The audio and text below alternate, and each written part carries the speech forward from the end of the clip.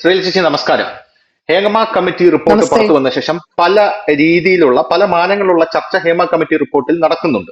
പക്ഷെ ആ റിപ്പോർട്ടിനെ ആരും പരിഹസിച്ച് നമ്മൾ കണ്ടിട്ടില്ല. ഹേമ കമ്മിറ്റി റിപ്പോർട്ടിനെ പരിഹസിക്കുന്ന ഒരു നേതാവ്, അദ്ദേഹം ഒരു ബി ജെ പി നേതാവാണ്. വട്ടിയൂർക്കാവിൽ അദ്ദേഹം MLA മത്സരാർത്ഥിയായിട്ട് നിന്നതാണ്. കഴിഞ്ഞ തവണ ലോക്സഭാ തെരഞ്ഞെടുപ്പിൽ അദ്ദേഹം കൊല്ലത്ത് മുകേഷിനെതിരെ നിന്നതാണ്. അദ്ദേഹത്തിന്റെ പേര് കെ കൃഷ്ണകുമാർ എന്നാണ്. അതേസമയം BJP-ക്കാർ അദ്ദേഹത്തെ സ്നേഹത്തോടുകൂടി KKG എന്നാണ് വിളിക്കുന്നത്. ഈഞ്ചക്കലിലേക്കുള്ള പാലം സാധ്യമാക്കാനായിട്ട് മുൻകൈയെടുത്ത KKGക്ക് അഭിവാദ്യങ്ങൾ എന്ന് പറഞ്ഞ് പല പോസ്റ്ററുകളും തിരുവനന്തപുരം നഗരത്തിൽ അങ്ങോളം ഇങ്ങോളം നമ്മൾ അദ്ദേഹത്തെ കുറിച്ച് കണ്ടിട്ടുണ്ട്. അദ്ദേഹത്തിന്റെ വായിൽ നിന്നുണ്ടായിരിക്കുന്ന ഒരു പരാമർശം സമൂഹ മാധ്യമങ്ങളിൽ ഇപ്പോൾ വളരെ ഭീകരമായി ചർച്ച ചെയ്തുകൊണ്ടിരിക്കുകയാണ്. ഹേമ കമ്മിറ്റി റിപ്പോർട്ട് പുറത്തു വന്നപ്പോൾ അദ്ദേഹത്തിന്റെ 4 പെൺമക്കളോടൊപ്പം ഇരുന്നുകൊണ്ട് അദ്ദേഹം തന്റെ ഒരു പെൺമകളുടെ ദിയ കൃഷ്ണ എന്ന് പറയുന്ന ഒരു മകളുടെ ആ ഒരു കല്യാണ വാർത്ത പറയുന്നതിനിടയിൽ അദ്ദേഹം ഹേമ കമ്മിറ്റി റിപ്പോർട്ടിനെ ഒന്ന് പരാമർശിച്ചു പോകുന്നു. പക്ഷെ ആ പരാമർശത്തിൽ അദ്ദേഹം വളരെ ഭീകരമായി അതിനെ കളിയാക്കുന്ന രീതിയിലാണ് സംസാരിക്കുന്നത്. അതിനെതിരെ രൂക്ഷമായിട്ടുള്ള വിമർശനമാണ് സോഷ്യൽ മീഡിയയിൽ ഇപ്പോൾ ഉയർന്നു വന്നിരിക്കുന്നത്. ഇത് ആദ്യമായിട്ടല്ല KKGയുടെ വായിൽ നിന്നും ഇത്തരത്തിലുള്ള വാക്കുകൾ വരുന്നത് എന്ന് നമ്മൾ മനസ്സിലാക്കണം. അതായത് നേരത്തെ ഇദ്ദേഹത്തിന്റെ വീട്ടിൽ കുമ്പിളിൽ കഞ്ഞി കൊടുക്കാറുണ്ടായിരുന്നു എന്ന് പറഞ്ഞൊരു പ്രസ്താവന ഇറക്കിയിട്ടുണ്ട്. ഈ പ്രസ്താവന എല്ലാം നമുക്ക് ന്യായീകരിക്കാവുന്ന പ്രസ്താവനകളാണ് എന്നുള്ളത് വസ്തുത തന്നെയാണ്, സത്യം തന്നെയാണ്. അദ്ദേഹം അങ്ങനെ പറഞ്ഞതിൽ എന്താണ് തെറ്റ് എന്ന് വേണമെങ്കിൽ ആർക്കും ചോദിക്കാം. പക്ഷെ ധാർമ്മികമായി നോക്കുകയാണെങ്കിൽ ഒരു രാഷ്ട്രീയ നേതാവ് എന്ന നിലയിൽ അദ്ദേഹം പ്രവർത്തിക്കുകയാണെങ്കിൽ അദ്ദേഹത്തിന്റെ വായിൽ നിന്നും അങ്ങനെ ഒരു പ്രസ്താവന വരാൻ പാടില്ല എന്നുള്ളത് 100 അല്ല 150% ശരിയാണ് നമ്മൾ മനസ്സിലാക്കിയിരിക്കുക. അപ്പൊ ഇതിനെ അനുകൂലിക്കുന്ന BJP അണികളോട് എനിക്ക് ആദ്യം തന്നെ പറയാനുള്ളത്, പിണറായി വിജയന്റെ വായിൽ നിന്നാണ് ഇങ്ങനെ ഒരു പ്രസ്താവന വന്നില്ലെങ്കിൽ നിങ്ങൾ ഞാൻ പ്രതികരിക്കും. അല്ലെങ്കിൽ കോൺഗ്രസിന്റെ ഏതെങ്കിലും സമുന്നതനായിട്ടുള്ള നേതാക്കന്മാരുടെ വായിൽ നിന്നാണ് ഇങ്ങനെ ഒരു പ്രസ്താവന വന്നെങ്കിൽ നിങ്ങൾ അത് രാഷ്ട്രീയ ആയുധമായി ഉപയോഗിക്കില്ല എന്നുള്ളതാണ്. കാരണം ഇവരെല്ലാവരും, ഈ BJP നേതാക്കൾ എല്ലാവരും ഇപ്പോ വായിൽ നിന്ന് ഇത്തരത്തിലുള്ള പ്രസ്താവന പൊഴിക്കുന്നതിൽ അഗ്രഗണ്യന്മാരായി മാറിക്കൊണ്ടിരിക്കുകയാണ്. അദ്ദേഹം പറഞ്ഞത് എന്താണെന്ന് പറഞ്ഞിട്ട് നമുക്ക് നോക്കാം.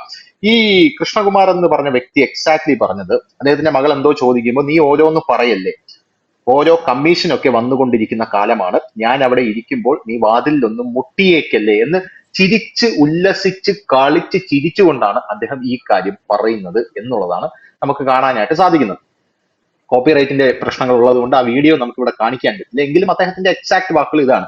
അദ്ദേഹം ആ കമ്മീഷൻ റിപ്പോർട്ടിനെ വളരെയധികം പുച്ഛിക്കുന്നു, തരം താഴ്ത്തുന്നു. അദ്ദേഹത്തിന്റെ ബോഡി ലാംഗ്വേജ് കണ്ടാൽ അറിയാം അദ്ദേഹത്തിന് സർവത്ര പുച്ഛമാണ് ആ കമ്മീഷൻ റിപ്പോർട്ടിനോടെന്ന്.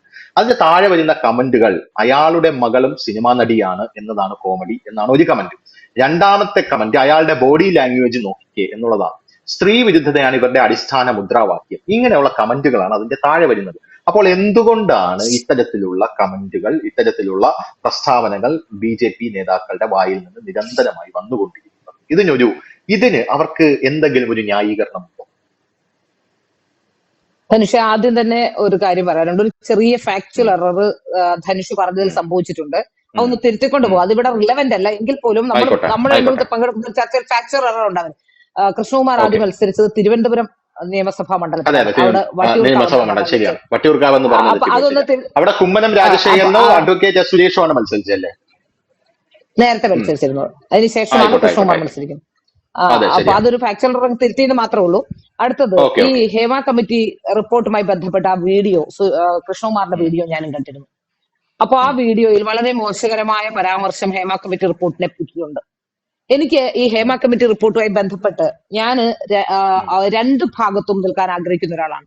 അതായത് നിലപാടില്ല എന്നല്ല, ഹേമ കമ്മിറ്റി റിപ്പോർട്ടുമായി ബന്ധപ്പെട്ട് സ്ത്രീകൾക്ക് പ്രശ്നങ്ങളുണ്ട്, അത് അഡ്രസ് ചെയ്യപ്പെടണം എന്നുള്ളത് യാതൊരു കാരണവശാലും തെറ്റായ ഒരു കാര്യമേ അല്ല. ഇപ്പോഴെങ്കിലും ആ സ്ത്രീകൾ അത് പറയാൻ തയ്യാറായി എന്നുള്ളതിന് അവരെ അഭിനന്ദിക്കുകയാണ് ചെയ്യേണ്ടത്.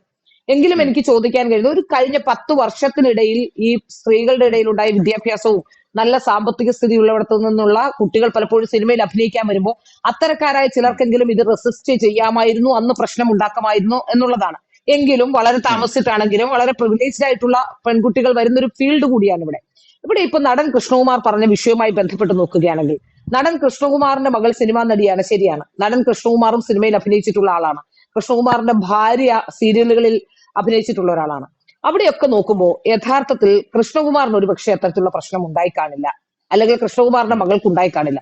നമ്മൾ എങ്ങനെയാണ് നമ്മളെ ആൾക്കാർ സമൂഹത്തിൽ കരുതുന്നത് എന്നത് ഒരു പ്രധാനപ്പെട്ട ഘടകമാണ്. നമ്മൾ ഏതൊരു ഫീൽഡിലേക്ക് ചെന്നാലും നമ്മൾ കുറച്ച് പ്രിവിലേജ്ഡ് ആയിട്ടാണ് ചെല്ലുന്നതെങ്കിൽ നമുക്കുണ്ടാകുന്ന പ്രശ്നങ്ങൾ അതിൽ വളരെ കുറവായിരിക്കും പ്രശ്നങ്ങൾ. ഇപ്പോ എന്തുകൊണ്ടാണ് നമുക്ക് പ്രിവിലേജ്ഡ് ആയ ആൾക്കാർക്ക് കൂടുതൽ സാമ്പത്തിക സുരക്ഷിതത്വം ഉണ്ടായിരിക്കും. അതുപോലെ നമ്മുടെ നാട്ടിലാണെങ്കിലും മറ്റുള്ളവർക്കും നമുക്ക് അംഗീകാരമുണ്ട്, നമ്മളെ മറ്റുള്ളവർ അറിയുന്നുണ്ടാകും. അങ്ങനെയുള്ള ഒരാൾക്ക് ഏതൊരു ഫീൽഡിൽ എത്തിയാലും അനുഭവിക്കുന്നതിന് ഒരു പരിധിയുണ്ട്, അല്ലെങ്കിൽ നമ്മളെ കരുവാക്കുന്നതിനോ എക്സ്പ്ലോയിറ്റ് ചെയ്യുന്നതിനോ ഒരു പരിധിയുണ്ട്. തിരിച്ചു പറയാൻ കൂടി കഴിവുള്ള പെൺകുട്ടികളാണെങ്കിൽ അവർക്ക് വളരെ കുറവായിരിക്കും ഈ വിഷയവുമായി ബന്ധപ്പെട്ടുണ്ടാകുന്ന പ്രശ്നങ്ങൾ. കൃഷ്ണകുമാറിനെ സംബന്ധിച്ച് നോക്കുകയാണെങ്കിൽ കൃഷ്ണകുമാർ നേരത്തെ മുതൽ തന്നെ സിനിമയിൽ അഭിനയിക്കാൻ തന്നെ കൃഷ്ണകുമാർ എത്തുന്നതിന് മുമ്പ് കൃഷ്ണകുമാർ ഒരു മാധ്യമ പ്രവർത്തകൻ കൂടിയായിരുന്നു. അതുകൊണ്ട് തന്നെ കൃഷ്ണകുമാറിന്റെ ഈ പ്രസ്താവനയ്ക്ക് വലിയ മാനമുണ്ട്. കാരണം അത്തരത്തിലൊരു പ്രസ്താവന കൃഷ്ണകുമാർ ഒരിക്കലും നടപ്പാക്കരുത്, അത്തരത്തിലുള്ള പ്രസ്താവനയ്ക്ക് പിറകെ പോകരുത്. കാരണം നമ്മൾ മാധ്യമപ്രവർത്തകരാകുമ്പോൾ നമുക്കറിയാം, നമ്മളൊക്കെ പല സാഹചര്യങ്ങളിലൂടെ കടന്നു പോകുന്നവരാണ്, പല സാഹചര്യങ്ങൾ കാണുന്നവരാണ്. നേരിട്ട് നമുക്ക് പ്രശ്നങ്ങൾ ഉണ്ടായിട്ടില്ലെങ്കിലും നമ്മൾ ഒരുപാട് ഇരകളെയും അവരുടെ സാഹചര്യങ്ങളെയും കുറിച്ച് പഠിക്കുകയും സമൂഹത്തിൽ മറ്റുള്ളവരെക്കാൾ കുറച്ചുകൂടി സോഷ്യൽ റെസ്പോൺസിബിലിറ്റി ഉള്ളവരുമാണ് മാധ്യമപ്രവർത്തകർ. അപ്പോൾ ആ സോഷ്യൽ റെസ്പോൺസിബിലിറ്റി നമ്മൾ എല്ലാ ഘട്ടത്തിലും പുലർത്തണമെന്നാണ് എനിക്ക് പറയാനുള്ളത്. വാക്കും പ്രവൃത്തിയും രണ്ടായിരുന്നു കൂടാ. ഇവിടെ കൃഷ്ണകുമാർ അതിലുപരി ഒരു രാഷ്ട്രീയക്കാരൻ കൂടിയാണിപ്പോ.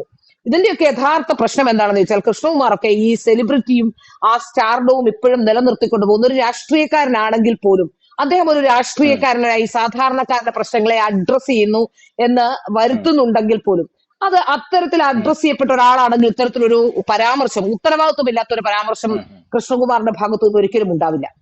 കാരണം നമുക്കറിയാം അവരെല്ലാം കൂടി ആ വീഡിയോ കണ്ടാൽ മനസ്സിലാകും, കൃഷ്ണകുമാറിന്റെ ഭാര്യയും കൃഷ്ണകുമാറും അതുപോലെ തന്നെ മകളും എല്ലാം കൂടി ഇരുന്ന് പരിഹസിക്കുകയാണ്. മകൾക്ക് ഈ റിപ്പോർട്ട് എന്താണെന്ന് പോലും മനസ്സിലാകാതെ മകൾ വെറുതെ ഇരുന്ന് ചിരിക്കുന്നുണ്ട്. അവർക്കത് എന്താണെന്ന് പോലും ബോധ്യമായിട്ടില്ല. അത്തരം സോഷ്യൽ റെസ്പോൺസിബിലിറ്റി ഇല്ലാത്ത, അതായത് സോഷ്യൽ റെസ്പോൺസിബിലിറ്റി ഉണ്ടാകേണ്ട കൃഷ്ണകുമാർ നടനാണ്, കൃഷ്ണകുമാർ രാഷ്ട്രീയ പ്രവർത്തകനാണ്, കൃഷ്ണകുമാർ ഒരു മാധ്യമ പ്രവർത്തകരായിരുന്നു. കൃഷ്ണകുമാറിന്റെ മക്കളെ വളർത്തേണ്ടത് സോഷ്യൽ റെസ്പോൺസിബിലിറ്റി ഉള്ള ആൾക്കാരായിട്ടായിരുന്നു. യഥാർത്ഥത്തിൽ നമ്മളിപ്പോ പറയുന്ന കൃഷ്ണകുമാറിന്റെ മകൾ സ്വയം പര്യാപ്തതയെ കുറിച്ചൊക്കെ പറയുന്ന വീഡിയോ ആണെന്നാണ് ഞാൻ മനസ്സിലാക്കുന്നത്. കൃഷ്ണകുമാറിന്റെ മകൾക്ക് സ്വയം പര്യാപ്തതയുള്ളത് അവരുടെ കാര്യങ്ങളിൽ, അവരുടെ വിഷയങ്ങളിൽ മാത്രമാണ്. അവർക്ക് ബിസിനസ് ചെയ്യാനും അവർക്ക് വിവാഹം കഴിക്കാനും അവരുടെ കാര്യങ്ങളിൽ അഭിപ്രായം പറയാനും ഒക്കെയുള്ള സ്വയം പര്യാപ്തതയാണ് കൃഷ്ണകുമാറിന്റെ മകൾക്ക് ഉണ്ടായിട്ടുള്ളത്.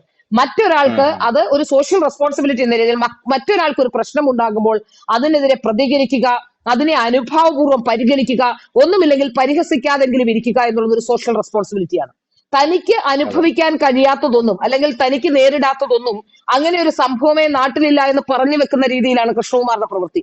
ഒരു തരത്തിലും ന്യായീകരിക്കാവുന്ന പ്രവൃത്തിയല്ല, അതിനെ ഒരു തരത്തിലും അംഗീകരിക്കാൻ കഴിയില്ല. ഇതിന്റെയൊക്കെ പ്രശ്നം ഞാൻ പറഞ്ഞില്ലേ, ഈ രാഷ്ട്രീയ പ്രവർത്തകനായാലും മാധ്യമപ്രവർത്തകനായാലും എന്തായാലും അതിന്റെ ഒരു കോർ അറിഞ്ഞിട്ട് അതിലേക്ക് വരുന്ന ആൾക്കാരല്ല ഇവരെന്നുള്ളതാണ് എനിക്ക് ഈ പ്രസ്താവനയിൽ നിന്ന് മനസ്സിലാക്കാൻ സാധിക്കുന്നത്. പൊതുപ്രവർത്തനമാണെങ്കിലും രാഷ്ട്രീയ പ്രവർത്തനമാണെങ്കിലും മാധ്യമ പ്രവർത്തനമാണെങ്കിലും ഒക്കെ ഇരകളോടൊപ്പം നിൽക്കുകയും അതിൽ യഥാർത്ഥ വിഷയങ്ങൾ കണ്ടെത്തുകയും അതിനുവേണ്ട സഹായങ്ങൾ ചെയ്തു കൊടുക്കുകയും സ്ത്രീവിരുദ്ധ പരാമർശങ്ങൾ നടത്താതിരിക്കുകയും സ്ത്രീകൾക്ക് അനുകൂലമായി ചിന്തിക്കുകയും ഒക്കെ ചെയ്യേണ്ടടുത്ത് പലപ്പോഴും ഇത്തരത്തിലുള്ള നിരുത്തരവാദപരമായ പ്രസ്താവനകൾ പറഞ്ഞു വെക്കുന്നത് അത് ശരിയായ പ്രവണതയല്ല. ഇപ്പോ ഹേമ കമ്മിറ്റി റിപ്പോർട്ട് പുറത്തു വന്ന ശേഷം ആണുങ്ങളെല്ലാം, സിനിമാ ഫീൽഡിലെ ആണുങ്ങൾ 90% പേരും അങ്കലാപ്പിലാണ്. പലരും പല സ്ത്രീവിരുദ്ധ പ്രസ്താവനകൾ. അഖിൽ മാരാർ പറഞ്ഞ ഒരു വിഷയം മാത്രമാണ് ഇതിനകത്തിൽ എനിക്ക് റിലവന്റ് ആയി തോന്നിയത്. പുരുഷന്മാർ പറഞ്ഞത് വേതനത്തെ സംബന്ധിച്ച് ശരിയാണ്. വേതനം ലഭിക്കുന്നതിനെ സംബന്ധിച്ച് പാർവതി തിരുവത്തിന്റെ പലർക്ക് പല വേതനമാണെന്ന് പറഞ്ഞതിന് അഖിൽ മാരാർ ചോദിക്കുന്നുണ്ട്. ശരിയാണ്, അങ്ങനെയെങ്കിൽ അഖിൽ ഏതെങ്കിലും ജൂനിയർ ആർട്ടിസ്റ്റ്, അത് ശരിയായ ഒരു നിരീക്ഷണമാണ്. അതുമാത്രമേ ഈ വിഷയത്തിൽ റിലവന്റ് ആയ ഒരു പരാമർശമായി എനിക്ക് തോന്നുന്നുള്ളൂ. ഇപ്പൊ ഇന്ന് രാവിലെ സജി നന്ദിയാട്ടന്റെ ഒരു പരാമർശം കണ്ടു, ആരൊക്കെയാണ് മൊഴി നൽകിയിട്ടുള്ളതെന്ന് എനിക്കറിയണം എന്നൊക്കെ പറയുന്നുണ്ട്. ഏതായാലും ആരൊക്കെ മൊഴി നൽകിയിട്ടുണ്ടെന്ന് പറഞ്ഞാൽ ഇപ്പൊ കോടതിയിൽ ഈ കേസ് വന്നു എന്നിരിക്കട്ടെ, ഇതുമായി ബന്ധപ്പെട്ട ഒരു കേസ് കോടതിയിലേക്ക് എത്തിയാൽ യഥാർത്ഥത്തിൽ ഈ ഇരകൾ നേരിട്ട് വന്ന് മൊഴി നൽകാതെയോ ഇരകൾ നേരിട്ട് വന്ന് ഈ കേസിലേക്ക് വരാതെയോ ഒന്നും ചെയ്യാൻ കഴിയില്ല എന്ന ബോധ്യവും ഇവർക്കുണ്ട്. അതുകൊണ്ട് തന്നെയാണ് ഈ പറഞ്ഞതൊക്കെ വെറുതെ സിനിമാ രംഗത്തെ അടച്ചാക്ഷേപിക്കുന്നതിനെ ഞാനും എതിർക്കുകയാണ്. സിനിമാ രംഗത്ത് ചിലപ്പോൾ നല്ലവരും ഉണ്ടാകും, ഇത്തരം മോശക്കാരും ഉണ്ടാകും. പക്ഷെ ഈ നല്ലവരായ ആൾക്കാരുണ്ട് എന്ന് നമ്മൾ പറയപ്പെടുന്ന സെറ്റുകളിലും ഇതൊക്കെ സംഭവിക്കുന്നില്ലേ? നമ്മൾ പറയുന്ന മാന്യന്മാരായ നടന്മാരുണ്ട്, മാന്യന്മാരായ നായക നടന്മാർ അഭിനയിക്കുന്ന സെറ്റുകളിൽ ഇങ്ങനെ ഉണ്ടാകുമ്പോൾ, ഇങ്ങനെ ഒരു പ്രശ്നം ഉണ്ടായി എന്ന് അറിഞ്ഞാൽ, അല്ലെങ്കിൽ അത്തരത്തിലുള്ള വലിയ പ്രശ്നം ഉണ്ടാകുമ്പോൾ എന്തുകൊണ്ടാണ് പ്രതികരിക്കാതിരിക്കാൻ കഴിയുന്നത്? എന്തുകൊണ്ടാണ്? ലൂസിഫർ സിനിമയുമായി ബന്ധപ്പെട്ട ഒരു ആരോപണം ഉയർന്നിരുന്നു. പൃഥ്വിരാജിന്റെ മൊഴിയെടുത്തു എന്ന് പൃഥ്വിരാജ് പറയുന്നു. എന്തുകൊണ്ടാണ് അന്ന് അത്തരത്തിലൊരു പൃഥ്വിരാജിനൊക്കെ വേണമെങ്കിൽ വളരെ കൃത്യമായ നിലപാടെടുക്കാവുകയും പറയുകയും ചെയ്യാവുന്ന കൃത്യമായ നിലപാട് മുമ്പോട്ട് വെക്കാവുന്ന ഒരാളാണ്. അത്തരം ഒരു ആൾക്ക് പോലും അത് കൃത്യമായി എന്തുകൊണ്ടാണ് അഡ്രസ് ചെയ്യാൻ മടിക്കുന്നത്? ഒരു പക്ഷേ പൃഥ്വിരാജ് ഹേമ കമ്മിറ്റി റിപ്പോർട്ടിനെ കുറിച്ച് ഒരു അക്ഷരം പോലും മിണ്ടിയിട്ടില്ല. ഈ ലോകത്ത് നടക്കുന്ന എല്ലാ കാര്യങ്ങളെ കുറിച്ചും ഫേസ്ബുക്കിൽ പോസ്റ്റ് ഇടുകയും സാമൂഹിക പ്രതിബദ്ധതയോടെ സംസാരിക്കുകയും ചെയ്യുന്ന ഒരാളാണല്ലോ പൃഥ്വിരാജ്. ഇപ്പൊ എല്ലാ വിഷയത്തിലും എല്ലാവർക്കും പ്രതികരിക്കണമെന്ന് പറയാൻ നമുക്ക് അവകാശമില്ല. അത് അവരുടെ അവകാശമാണ് ഏത് വിഷയത്തിൽ പ്രതികരിക്കണമെന്ന് പറയുന്നത്. പക്ഷെ എങ്കിൽ പോലും പലർക്കും മിണ്ടാൻ കഴിയാത്ത സ്ഥിതിയാണെന്ന് നമുക്ക് പറയാതെ തന്നെ ഇപ്പോൾ മനസ്സിലാക്കാം. ആരാണ് ഹേമ കമ്മീഷൻ വിഷയവുമായി ബന്ധപ്പെട്ട് 1-2 പേര് മാത്രമല്ലേ പ്രസ്താവന നടത്തിയിട്ടുള്ളൂ? അതിൽ തന്നെ പ്രസ്താവന നടത്തിയ ചില സംവിധായകരുടെ കഥകളൊക്കെ നേരത്തെ പുറത്തു വന്നിട്ടുള്ളതാണ്. ഒരുപക്ഷെ അവരുമായി ബന്ധപ്പെട്ടവരൊക്കെ അന്ന് നേരത്തെ സിനിമ എടുത്തുകൊണ്ടിരുന്ന ചില പ്രസ്താവന നടത്തിയ ചില ആൾക്കാരൊക്കെ അവരുമായി ബന്ധപ്പെട്ടവരൊക്കെ ഇപ്പോ പലപ്പോഴും ഫീൽഡൊക്കെ വിട്ടുപോയി, അവരിനി ഒരു പ്രശ്നം ഉണ്ടാക്കാൻ വരില്ല, കുടുംബജീവിതവുമായി ഒതുങ്ങി കഴിയുകയാണ്.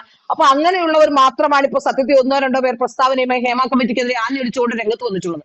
അവരെ കുറിച്ചൊക്കെ സിനിമാ രംഗത്ത് പല സംവിധായകരും അങ്ങോട്ടും ഇങ്ങോട്ടും പറയുന്ന കഥകൾ നമ്മൾ കേട്ടിട്ടുള്ളതാണ്. അപ്പൊ നമുക്ക് മനസ്സിലാക്കാൻ സാധിക്കുന്നത് ഇതിലൊന്നും ഒരു ആത്മാർത്ഥതയും ഈ പുരുഷന്മാർക്ക് ഈ വിഷയവുമായി ബന്ധപ്പെട്ടില്ല എന്നാണ്. ഞാൻ പറയുന്നത് ഈ ഹേമ കമ്മിറ്റി റിപ്പോർട്ടിൽ ഒന്നും ചെയ്യാൻ ഒരു സർക്കാരിനോ ഒരു കോടതിക്കോ ഒന്നും സാധ്യമാകില്ല എന്നാണ്. അല്ലെങ്കിൽ വളരെ കൃത്യമായി തന്നെ ഈ പാർവതി തെരുവോത്ത പാർവതിയുടെ കരിയർ ബലി കൊടുത്ത പോലെ, അല്ലെ രമ്യ നമ്പീശൻ ബലി കൊടുത്ത പോലൊക്കെ ആരെങ്കിലും ഒരാൾ രംഗത്ത് വന്ന് എന്നെ പീഡിപ്പിച്ചു എന്ന് പറഞ്ഞുകൊണ്ട് രംഗത്ത് വന്നാൽ മാത്രമേ ഇതിൽ എന്തെങ്കിലും ഒരു നിലപാടോ അല്ലെ കേസുമായി ഒക്കെ പോയ ഗുണമുണ്ടാവുകയുള്ളൂ. അല്ലെങ്കിൽ എല്ലാവർക്കും അറിയുന്ന ഹേമ കമ്മിറ്റി റിപ്പോർട്ടിന്റെ മുഴുവൻ അത് പ്രമുഖരുടെ എല്ലാം പേര് ചേർത്തുകൊണ്ട് ആ റിപ്പോർട്ട് കോടതിയിൽ സമർപ്പിക്കണം എന്ന് പറഞ്ഞ് ഒരു പൊതു താല്പര്യ ഹർജി കോടതിയിൽ വന്നിട്ടുണ്ട്. കോടതി അത് ഫയലിൽ സ്വീകരിച്ചിട്ടുണ്ട് എന്നാണ് അറിയാനായിട്ട് സാധിച്ചത്. അപ്പൊ ഉടനെ തന്നെ ഈ റിപ്പോർട്ടിന്റെ എല്ലാ പ്രമുഖന്മാരുടെ പേരും ഉൾപ്പെടുത്തി കോടതി അത് ഫയലിൽ സ്വീകരിച്ചൊരു സംഭവം ഉണ്ടാവും എന്നാണ് അറിയാനായിട്ട് സാധിക്കുന്നത്. അതിന്റെ പേരിൽ എന്തെങ്കിലും ഒരു ഇരകൾക്ക് നീതി കിട്ടാനുള്ള എന്തെങ്കിലും സെറ്റപ്പ് ഉണ്ടാവുമോ? അല്ല, ഇങ്ങനെ ഒരു പേര്, ഇപ്പോ ഇതൊരു കമ്മിറ്റി റിപ്പോർട്ടാണ്, കമ്മീഷൻ റിപ്പോർട്ടല്ല, എൻക്വയറി നടത്തിയിട്ടില്ല, ഫാക്ട് ഫൈൻഡിങ് നടത്തിയിട്ടില്ല. അപ്പൊ ഇങ്ങനെ ഒരു റിപ്പോർട്ട് കിട്ടിയെന്നിരിക്കട്ടെ, അതിൽ ഇനി കോടതി പറഞ്ഞിട്ട് ഒരു FIR ഇട്ടാൽ പോലും ഇര വന്ന് പറയണ്ടേ? ഇതിനൊരു ഈ FIR ഇടുന്നത് കൊണ്ട് മാത്രം ഒരു കേസിൽ ഒന്നും ചെയ്യാൻ കഴിയില്ല. അതിനുശേഷം വിചാരണ വേളയിൽ ഇരകൾ വരണ്ടേ? ഇപ്പൊ തന്നെ ഈ ഹേമ കമ്മിറ്റി റിപ്പോർട്ടുമായി ബന്ധപ്പെട്ട ഹേമ കമ്മിറ്റി റിപ്പോർട്ടിൽ പരാമർശിച്ചിരിക്കുന്ന കാര്യം എന്താണ്? പലരെയും ജൂനിയർ ആർട്ടിസ്റ്റുകൾ, കൂടുതൽ പ്രശ്നങ്ങൾ ഉണ്ടാകുന്ന ജൂനിയർ ആർട്ടിസ്റ്റുകൾക്കാവും. ഈ ജൂനിയർ ആർട്ടിസ്റ്റുകൾ ഉൾപ്പെടെയുള്ള പല ആൾക്കാരെയും ബന്ധപ്പെടാൻ സാധിച്ചില്ല, അവർ മൊഴി പറയാൻ തയ്യാറായിട്ടില്ല. കേട്ട കഥകൾ പലതും ഞാൻ വായിച്ചു നോക്കുമ്പോൾ പലതും വിറ്റ്നസ് എന്നാണ് പറഞ്ഞിരിക്കുന്നത്. ഇരയാക്കപ്പെട്ടവരുടെ മൊഴികളാണോ, ചിലർ കേട്ട കഥകൾ പറയുകയാണോ? അപ്പൊ അതൊക്കെ വരുമ്പോൾ തീർച്ചയായിട്ടും ഇങ്ങനത്തെ ഒരു കേസ് മുമ്പോട്ട് നടത്തുമ്പോൾ ഇതിന് മുമ്പോട്ടുള്ള പോക്ക് തൽക്കാലം ഒരു കേസ് എടുക്കാനും ഇതാരെന്നൊക്കെ ചിലപ്പോൾ വെളിപ്പെടുത്താനും കഴിയും. അതും എനിക്ക് തോന്നുന്നത് പേരുകളില്ല എന്നാണ്.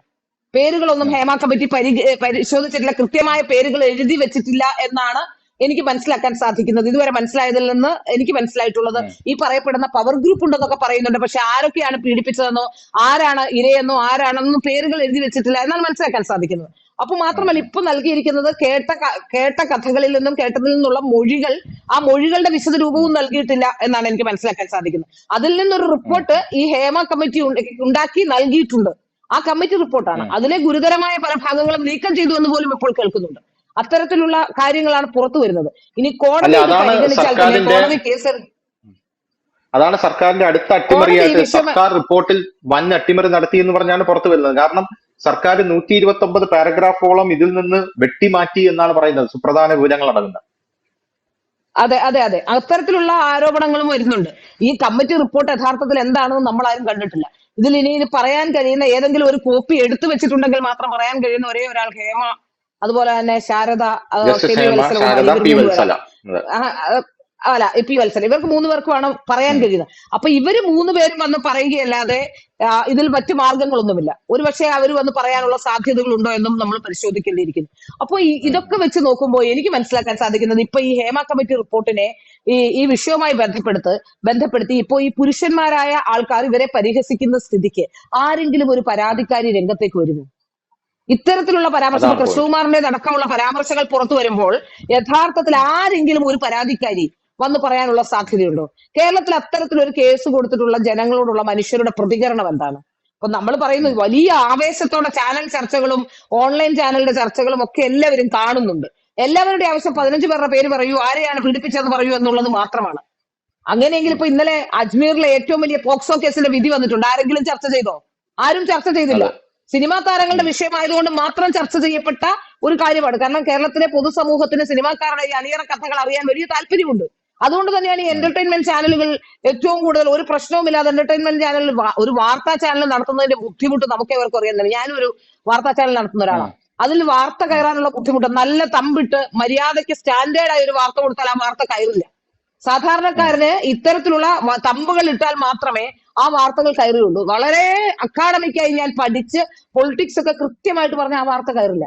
എന്തെങ്കിലും ഒരു തമ്പ്, ഏതെങ്കിലും ഒരു ജിജ്ഞാസ ജനിപ്പിക്കുന്ന തമ്പുണ്ടെങ്കിൽ മാത്രമേ വാർത്ത എല്ലാവരും കാണാൻ തയ്യാറാവുകയുള്ളൂ.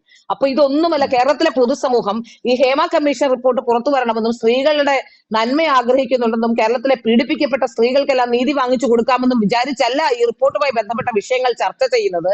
ഇതിൽ ഉൾപ്പെട്ട പുരുഷന്മാരും ഇതിന്റെ ഭാഗമായി നിൽക്കുന്ന സിനിമ ഇൻഡസ്ട്രിയുടെ ഭാഗമായി നിൽക്കുന്ന പുരുഷന്മാരുമെല്ലാം ഈ വിഷയത്തിൽ ഏകാഭിപ്രായമുള്ളവരാണ്. നേരത്തെ ഈ കമ്മീഷൻ റിപ്പോർട്ട് വന്ന സമയത്ത് AK ബാലൻ അടക്കമുള്ളവർ ഇതിൽ ചില തീരുമാനങ്ങൾ, അതായത് ഇവർ പറഞ്ഞിരിക്കുന്ന കാര്യങ്ങളിൽ എന്താണ് ഇനിയുള്ള തുടർ നടപടികൾ എന്ന് ആലോചിച്ചിരുന്നു. കേസെടുക്കാനും ഒന്നുമല്ല, എന്തൊക്കെ മാറ്റങ്ങളാണ് വരുത്തേണ്ടതിനെ സംബന്ധിച്ച് അത്തരത്തിലൊരു മാറ്റം നടത്താമെന്നൊരു ആലോചനയുമായി വന്നപ്പോൾ സിനിമാ സംഘടനകൾ എതിർത്തു എന്നാണ് പറയുന്നത്. ഇപ്പോഴും അവർ പറയുന്ന മറ്റൊരു വാദം എല്ലായിടത്തും ഇതുണ്ട്. പക്ഷെ സിനിമാ മേഖലയിലെ പ്രശ്നങ്ങൾ റെക്ടിഫൈ ചെയ്യാൻ അതിനുള്ള ശ്രമങ്ങൾ ഉണ്ടാവേണ്ടേ? ഇത്തരം ഒരു കമ്മിറ്റി റിപ്പോർട്ട് പുറത്തു വന്ന പശ്ചാത്തലത്തിൽ തീർച്ചയായും അതിനുള്ള ശ്രമങ്ങൾ ഉണ്ടാവണം. ഇത്തരത്തിലുള്ള പുരുഷ മേധാവിത്വമാണ് നമ്മുടെ കേരളത്തിലുള്ളത്. ആ പുരുഷ മേധാവിത്വമാണ് ഇത്തരത്തിലുള്ള വർത്തമാനം പറയാൻ കൃഷ്ണകുമാറിനെ അടക്കമുള്ളവരെ പ്രേരിപ്പിച്ചത്. മറ്റുള്ളവരോട് പറയുന്നതിലേറെ, സാധാരണക്കാരനായ ഒരാൾ, വഴിയിൽ പോകുന്ന ഒരാൾ പറയുന്നതിലേറെ ഗൗരവമുള്ള കാര്യമാണ് കൃഷ്ണകുമാർ പറയുമ്പോൾ. അതിന് കാരണം കൃഷ്ണകുമാർ ഒരു മാധ്യമപ്രവർത്തകനായിരുന്നു, ഒരു രാഷ്ട്രീയ നേതാവാണ്, 4 പെൺകുട്ടികളുടെ അച്ഛനാണ്. അയാളുടെ മകൾക്ക് ചിലപ്പോ അത് അനുഭവിക്കേണ്ടി വന്നിട്ടുണ്ടാവില്ല. കാരണം അത് രാജീവ് രവിയുടെ ഫിലിമിലൊക്കെയാണ് വന്നത്. അപ്പോ അതുമായി ബന്ധപ്പെട്ട് അച്ഛൻ ഇത്ര സിനിമാ ഫീൽഡിലൊക്കെ നിൽക്കുന്ന ആളാണ്. ഒരുപക്ഷെ സിനിമാ താരങ്ങളുടെ മക്കൾക്ക്, അങ്ങനെ ഫീൽഡിലേക്ക് വരുന്ന മക്കൾക്കോ അല്ലെങ്കിൽ അവരുമായി ബന്ധപ്പെട്ട് അത്രയേറെ ബന്ധമുള്ളവർക്കോ ഒന്നും ഇത്തരത്തിലുള്ള പ്രശ്നങ്ങൾ ചിലപ്പോൾ ഉണ്ടായി കാണില്ല. പക്ഷെ തങ്ങളുടെ മക്കൾക്കോ തനിക്കോ ആ പ്രശ്നം ഉണ്ടായില്ല എന്ന് വെച്ചുകൊണ്ട് ഇനി അങ്ങനെ ഒരു പ്രശ്നമേ ഇല്ല എന്ന് പറയുന്നതിനെ ഒരിക്കലും അംഗീകരിക്കാൻ കഴിയില്ല. സിനിമാ രംഗത്തെ പ്രശ്നങ്ങൾ പല ഘട്ടങ്ങളിലായി പുറത്തു വന്നതാണ്. ചില സിനിമാ സെറ്റുകളിൽ നിന്ന് പെൺകുട്ടികൾ പ്രശ്നങ്ങൾ ഉണ്ടാക്കി ഇറങ്ങിപ്പോയ കഥകൾ നമുക്കറിയാം. ഒരു പെൺകുട്ടി ഒരു ഫ്ളാറ്റിൽ നിന്ന് നഗ്നയായി ഇറങ്ങിയോടിയ ചരിത്രം നമുക്കറിയാം. മയക്കുമരുന്നുമായി ബന്ധപ്പെട്ട് ചില നടന്മാരെ അറസ്റ്റ് ചെയ്ത സംഭവങ്ങൾ അറിയാം. ഇതിൽ ഏതിലാണ് ഇങ്ങനെ ഒരു സംഭവം ഇല്ല എന്ന് പറഞ്ഞു വെക്കാൻ ശ്രമിക്കുന്നത്? സിനിമാ സംഘടനകൾ പറയുന്ന ഒരു കാര്യം സത്യമാണ്. സിനിമാ സംഘടന അപ്പൊ അമ്മയിലേക്ക് പരാതി കിട്ടിയിട്ടില്ല. ഈ തരത്തിൽ സംസാരിക്കുന്ന അല്ലെങ്കിൽ ഇത്തരത്തിലെ തീരുമാനമെടുക്കുന്ന ആൾക്കാർക്ക് പരാതി കൊടുക്കാൻ ആരെങ്കിലും തയ്യാറാകുമോ? മാത്രമല്ല, പരാതി കൊടുക്കുന്നവരെ ഇല്ലാതാക്കുന്ന സമീപനമുണ്ട് എന്ന് പറയുമ്പോൾ തീർച്ചയായും ആരെങ്കിലും എങ്ങനെങ്കിലും ജീവിച്ചു പോകട്ടെ എന്ന് മാത്രമേ അവരൊക്കെ തീരുമാനിക്കുകയുള്ളൂ. അപ്പൊ തീർച്ചയായിട്ടും എനിക്ക് മനസ്സിലാക്കാൻ സാധിക്കുന്ന കാര്യം കൃഷ്ണകുമാർ ചെയ്തത് അതീവ ഗുരുതരമായ, കൃഷ്ണകുമാറിന് ഒരിക്കലും ഈ വിഷയത്തിൽ എനിക്ക് ഏത് നേതാവായാലും, ഏത് BJP നേതാവായാലും എന്ത് തന്നെയായാലും ഒരു തരത്തിലും ഈ വിഷയത്തിൽ കൃഷ്ണകുമാറിനെ അംഗീകരിക്കാൻ കഴിയില്ല. സ്ത്രീവിരുദ്ധ പരാമർശങ്ങൾ ഒഴിവാക്കേണ്ടതാണ്. അതിനോടൊപ്പം കൂട്ടിച്ചേർത്ത് പറയുന്നു, ഇനിയെങ്കിലും സ്ത്രീകൾ സിനിമാ സെറ്റിലേക്ക് ഈ പുരുഷന്മാർ വന്ന് വാതിലിന് തട്ടുന്നുണ്ടെങ്കിൽ അല്ലെങ്കിൽ തങ്ങളെ ഇരയാക്കാൻ ശ്രമിക്കുന്നുണ്ടെങ്കിൽ അത് തുറന്നു പറഞ്ഞ് ആ സെക്കൻഡിൽ തന്നെ തുറന്നു പറഞ്ഞുകൊണ്ട് രംഗത്ത് വരേണ്ടതാണ്. എങ്കിൽ മാത്രമേ ഇത്തരത്തിലുള്ള നിലപാടുകളും നടപടികളും നിർത്താൻ കഴിയുകയുള്ളൂ. അല്ലാതെ നിയമവ്യവസ്ഥ കൊണ്ടോ അല്ലെങ്കിൽ ഏതെങ്കിലും എല്ലാ ദിവസവും പോലീസിന് കാവൽ നിൽക്കാൻ കഴിയില്ല. സിനിമാ സെറ്റിൽ പോയി സ്ത്രീകൾക്ക് വേണ്ടി കാവൽ ഏർപ്പെടുത്താൻ കഴിയില്ല. പോലീസിന് അതല്ല ജോലി. അപ്പൊ സ്ത്രീകളെ മുൻകൈ എടുത്തുകൊണ്ട് ഇത്തരത്തിലുള്ള ആൾക്കാരെ ബഹിഷ്കരിക്കാനും അപ്പോൾ തന്നെ തുറന്നു കാട്ടാനും കഴിഞ്ഞാൽ തീർച്ചയായും അതിനൊരു തീരുമാനം ഉണ്ടാകും. കൃഷ്ണകുമാറിന്റെ കാര്യത്തിൽ ഒരിക്കലും അംഗീകരിക്കാൻ കഴിയാത്ത നടപടിയാണ്. കൃഷ്ണകുമാർ ഈ കാര്യത്തിൽ മാപ്പ് പറയേണ്ടതാണ്. ഉത്തരവാദിത്തപ്പെട്ട ഒരു രാഷ്ട്രീയ നേതാവാണ്. അതിൽ എല്ലാത്തിനും ഉപരി, രാഷ്ട്രീയ നേതാവ് പോട്ടെ, അദ്ദേഹം ഒരു രാഷ്ട്രീയ നേതാവാണ്, മാധ്യമപ്രവർത്തകനാണ്. എല്ലാത്തിനും ഉപരി ഞാനിതിൽ കാണുന്നത് അദ്ദേഹം 4 പെൺമക്കളുടെ അച്ഛനാണ് എന്നുള്ളത് കൊണ്ടാണ്. തന്റെ പെൺമക്കൾക്ക് ഇത്തരത്തിലൊരു ദുരനുഭവം ഉണ്ടായില്ല എന്ന് കരുതി മറ്റുള്ളവർക്ക് അത് ഉണ്ടായവരെ പരിഹസിക്കുന്നത് ശരിയല്ല. ഇതിനെയാണ് നമ്മളൊരു പ്രിവിലേജ്ഡ് സൊസൈറ്റിയിൽ ജീവിക്കുന്ന ആൾക്കാർ എന്ന് പറയുന്നത്. അതായത് തനിക്ക് നേരിടാത്ത സംഭവങ്ങൾ മറ്റുള്ളവരും നേരിടുന്നില്ല എന്ന് വിചാരിക്കുന്നതാണ് പ്രിവിലേജ്ഡ് സൊസൈറ്റിയിൽ ജീവിക്കുന്ന ആൾക്കാരുടെ പ്രശ്നം എന്ന് പറയുന്നത്.